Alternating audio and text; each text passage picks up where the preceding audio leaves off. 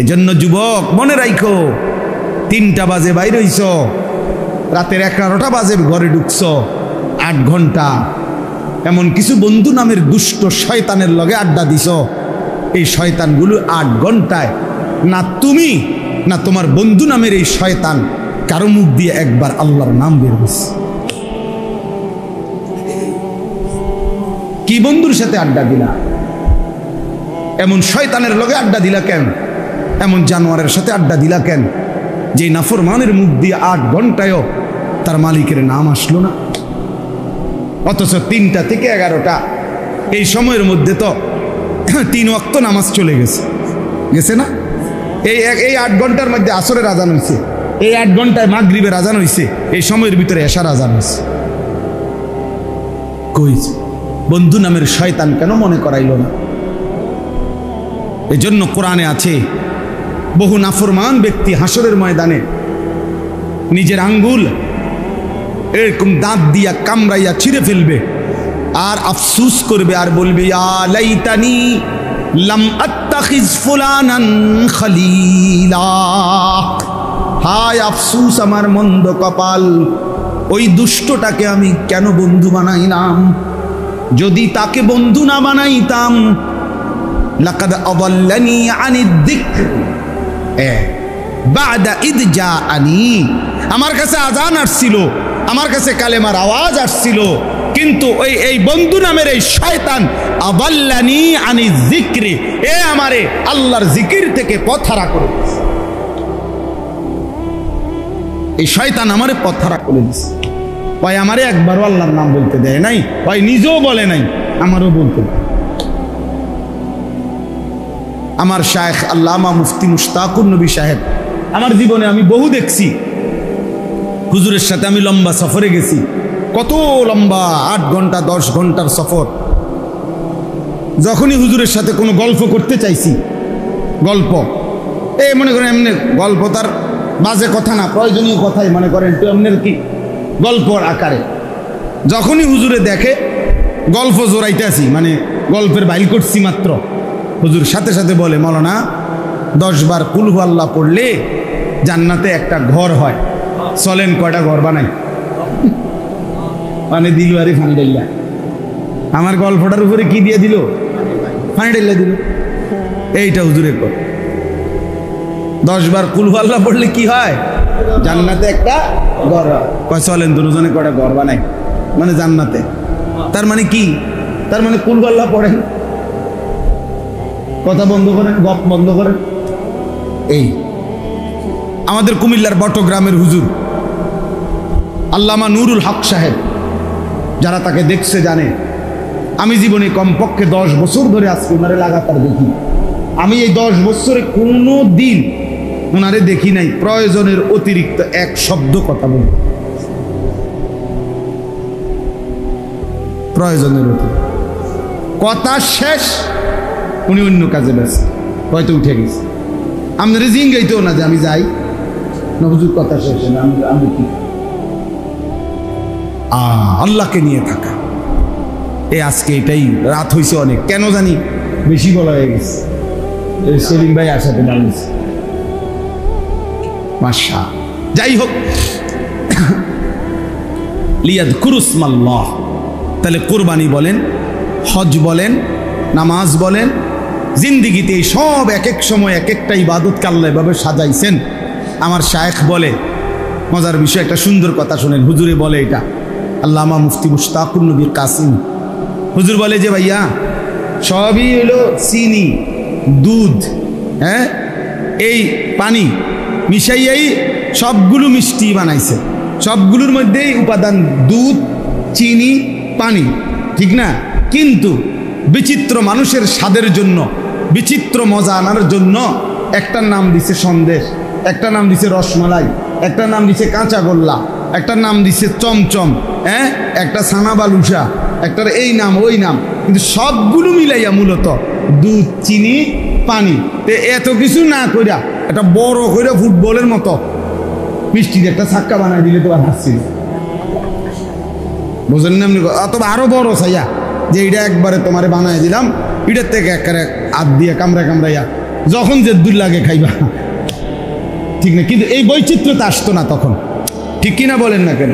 তো আল্লাহ পাক রব্বুল আলামিন বান্দার মধ্যে যেন বৈচিত্র্যতা আসে, মজা আসে, স্বাদ আসে, এই জন্য আল্লাহ বলছে একবার বলো সুবহানাল্লাহ, এটা এক মজা পাইবা।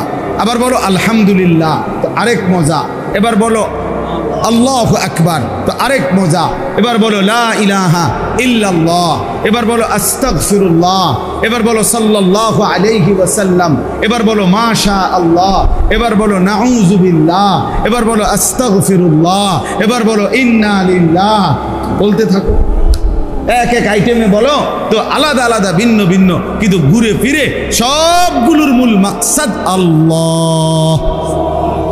লিয়াযকুরুসমাল্লাহ, রবের নাম জিন্দা করা। কার নাম?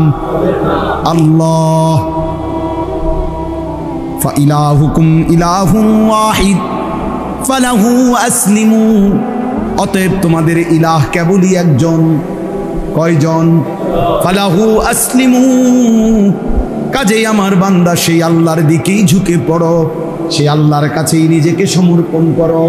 ওয়াবাশশিরিল মুখবিতিন, আল্লাহ বলে বন্ধু আমি আল্লাহর প্রতি অনুগত বিনয়ী যত বান্দা, আমার এমন প্রতিটা বান্দাকে জান্নাতের সুসংবাদ দিয়ে দেন। আল্লাযীনা ইদা যুকিরাল্লাহু ওয়াজিলাত কুলুবুহুম, আল্লাহ বলেন কেমন বান্দা বিনয়ী, কেমন বান্দা আমার অনুগত, কেমন বান্দার জন্য জান্নাতের সুসংবাদ। এক নম্বরে হলো আমি আল্লাহর জিকির যখন করে, সাথে সাথে যখন তাদের অন্তর আমি আল্লাহর ভয়ে কাঁপতে থাকে, তাদের জন্য জান্নাতের সুসংবাদ। দুই নম্বরে ওয়াস-সাবিরিনা আলা মা আসাবাহুম, প্রতিটা দুঃখ কষ্ট যন্ত্রণা পেরেশানি, প্রতিটা ঝামেলায় যে আমি আল্লাহর উপরে সবর করে ধৈর্য ধারণ করে, তার জন্য জান্নাতের সুসংবাদ। তিন নম্বরে ওয়াল মুকিমিস সালাহ, 5 ওয়াক্ত নামাজ যে ঠিকমতো আদায় করে, আমার এমন অনুগত বান্দার জন্য জান্নাতের সুসংবাদ।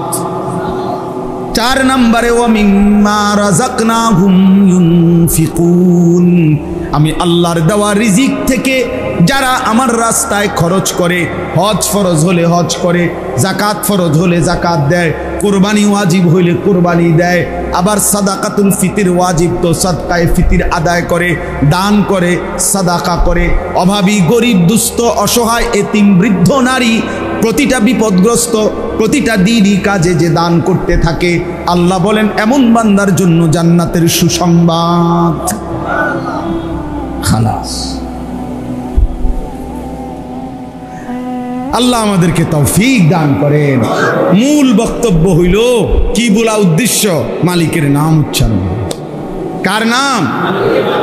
ওই জবান দামি হয় যে জবান তার রবের নাম। হাসরের দিন দুনিয়াতেও আল্লাহ বলছে, কোরআনে আছে আলাম নাজআল লাহু আইনাইন ওয়া লিসানান ওয়া শাফাতাইন। আল্লাহ বলে আমি কি তোমার 2টা চোখ দেই নাই? আমি কি একটা জিহ্বা দেই নাই? আমি কি 2টা ঠোঁট দেই নাই বান্দা? তা আমার ঠোঁটে আমার নাম হবে না? আমার জিহ্বায় আমার নাম নিবা না? আমার চোখে আমারে দেখবা না? কি পরিমাণ মায়া করে কথাটা আল্লাহ আল্লাহ আল্লাহ যদি এটা সামনে আমি কইতো, এই আনিস চোখটা আমার না, তাই কি বলতাম যে আপনার। আল্লাহ যদি বলে আমার চোখে আমার কালাম দেখলা না, আমার দেওয়া জিহ্বায় আমার নাম নিলা না, কেমন হলো? তো পৃথিবীতে এরকম গাদ্দাররে ভদ্রলোক বলবে কি?